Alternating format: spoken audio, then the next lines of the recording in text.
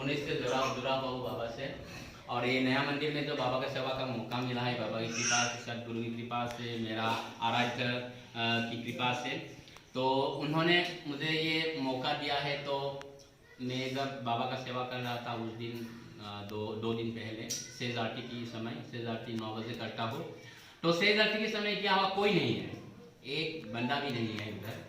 तो मैं सेज आरती कर रहा था इससे इधर, तो अचानक बीच में क्या हुआ, मुझे डर सा महसूस हुआ ऐसा। हाँ, आप मुझे फोन करके बताया था। तो मैंने बताया, तो सबसे पहले आपको ही बताता हूँ। तो क्या हुआ, मैंने पीछे देखा तो आरती में घंटी बजा रहा था और आरती भी पढ़ रहा था।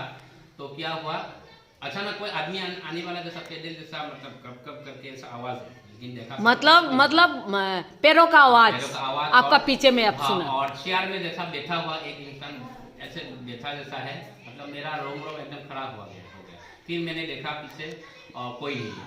फिर आरती कर रहा हूँ, फिर ऐसा आवाज हो रहा है। मुझे महसूस हुआ कि ऐसा बाबा आया है, सामने बैठा है। और उसी समय ही बाबा का फूल गिरा है ऊपर से। तब मैं देखा, मैं बहुत डर गया था, मतलब, लेकिन तब मैंने नाम जपने की कोशिश किया अंदर ही अंदर, और सब कुछ ठीक हुआ। ये पता चल गया कि बाबा ही है। मतलब है आप आरती कर रही है, हाँ। उस टाइम आपको लग रहा है आपका पीछे में कोई आया, और आपका साथ पीछे में छोटा वाला नहीं है, आदमी बैठने वाला जैसे ऐसा आवाज, जैसे झूठ से आवाज आपको लगा है जे कोई आया। लेकिन आप पीछे मुड़ के जब देखा है तब कोई नहीं है, कोई नहीं है। लेकिन आपका उसी टाइम बाबा का छाती से फूल गिर गया। बाबा का जो मैं हमेशा गले में फूल हाँ, छाती वो में इतना मजबूत रहता है, हाँ। कभी नहीं गिरता है, और तब से गिरा है। तब नीचे गिरा। तब आपको क्या डर लग गया, मुझे अरे बहुत डर लग गया। पीछे मुड़ के जब देखा कोई नहीं है तो या में कौन आया। मैं आंख बंद करके तब अंदर अंदर नाम स्मरण कर रहा था और आरती भी कर रहा था। तब एक सेकंड में मेरा डर खराब, मतलब दूर हो गया। हाँ, तो अब आपका मन में तो ये आ गया, इस घर में अगर कोई नहीं है तो कौन हो सकता है, ये बाबा ही तो होगा। ये हुआ है ना। तो एक और है क्या, आरती के समय 2 दिन से क्या हो रहा है, जब मैं धूप आरती कर रहा हूँ तो एक कुत्ता आता है। तो ठीक आरती के समय आता है और मैं उसको पुष्पांजलि देता हूँ, तब चला जाता है। लेकिन जब मैं भोग देने की कोशिश कर रहा हूँ, वो उसको मैं कहाँ ढूंढूं, मतलब पता ही नहीं, वो अचानक चला जाता है। फिर उसके बाद आता है तो धूप आरती के समय हमेशा आता है, आज नहीं आया लेकिन हमेशा आता है, और आके मतलब बाबा के सामने ऐसे देखता है, देखता है। और बहुत एक्सपीरियंस है ऐसा, बाद में शेयर करूंगा बाबा का। देखिए, आज भी एक एक्सपीरियंस हुआ है, आप लोगों को पता है या नहीं, मुझे लगा जब मीनाक्षी का बेटी बाबा का आरती का थाली लिया था, उस टाइम एक इंसेक्ट आया था।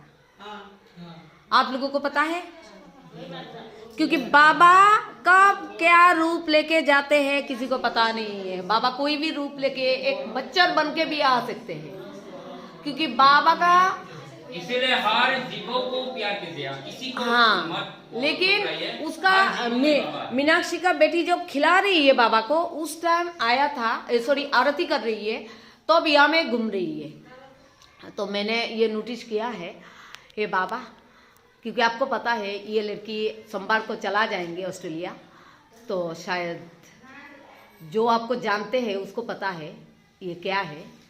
तो इसीलिए सबको मैं बोलती हूँ, बाबा को मानिए।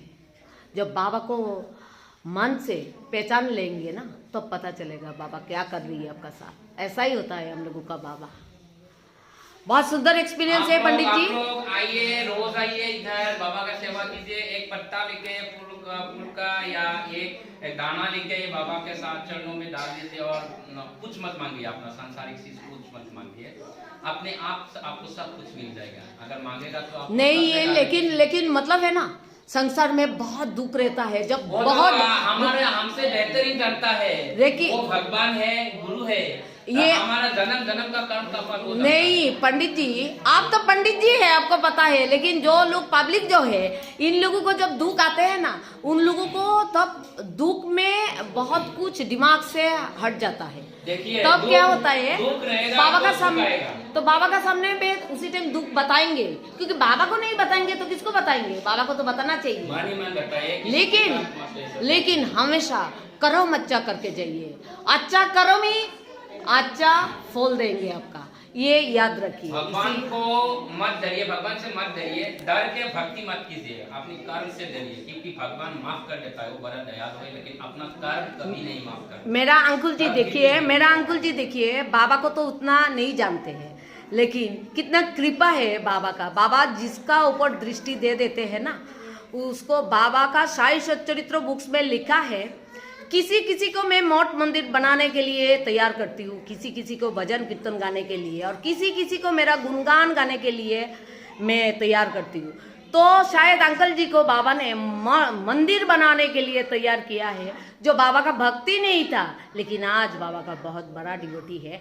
इनका ऊपर बाबा का कितना कृपा है। देखिए, इन्होंने बाबा को बिठाया और कितना डिवोटी को लेके आया अपना मंदिर में। इससे बड़ा और कुछ हो सकते हैं? कभी नहीं। तो ऐसा ही बाबा का कृपा है। हमेशा बाबा का रास्ते में रहिए, बाबा का गुणगान करते जाइए। और हम लोग क्या कर रही हूँ, हम लोग बाबा का गुणगान, बाबा का प्रचार कर रही हूँ, और कुछ नहीं। मैं यही चाहती हूँ, हर घर में मेरा बाबा का एक स्वरूप होना चाहिए। अगर एक स्वरूप किसी घर में बाबा नहीं है और हम लोग बिठा दिया, इसका मतलब है उस घर का जितना दुख है उसी दिन से बाबा ही लेके जाएंगे, बाबा ही देखेंगे। इस विश्वास से हम लोग बाबा को बिठाती हूँ। सबका एक संकल्प कीजिए सभी कि नाम जप करूंगा आज से, दृढ़ संकल्प लीजिए। हाँ पंडित जी, आपका साथ तो ये सब डिबूटी ने बहुत सुंदर आज नाम जप किया। नहीं, अभी इधर से निकल गया तो भूल जाएगा। वो राम नाम सकते हैं, शमशान जाके सभी बोलते हैं, लेकिन अंदर बाबा सके सब भूल जाते हैं। और इसीलिए राम नाम हमेशा भूलेंगे क्या आप लोग, बताइए? नहीं, कभी मत भूलिए। इनको प्यार कीजिए, आप प्यार देंगे, इन्होंने आपको इतना ज्यादा कृपा आशीर्वाद देंगे, आप सोच भी नहीं पाएंगे। बाकी बाबा जाने। ओम साई राम, जय साई राम।